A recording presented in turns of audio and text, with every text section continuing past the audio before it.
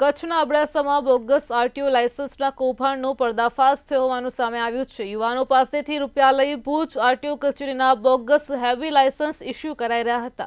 આ કૌભાંડનો પશ્ચિમ કચ્છ એસઓજીએ પર્દાફાશ કર્યો છે। 14 યુવાનો પાસેથી રૂપિયા લઈ બોગસ ડ્રાઇવિંગ લાયસન્સ ઇસ્યુ કરનાર દક્ષિણ ગુજરાતના જીતેન્દ્ર ચૌધરી નામના શખ્સને એસઓજીએ દબોચી લીધો છે।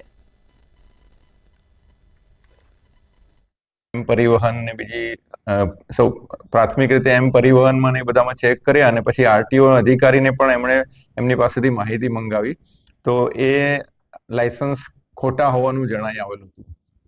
એટલે એ આધારે પછી વાયોર પોલીસ સ્ટેશનમાં ફરિયાદ દાખલ કરીને પછી એ જેમની પાસે આ લાયસન્સ હતા ખોટા એમને પૂછવામાં આવ્યું।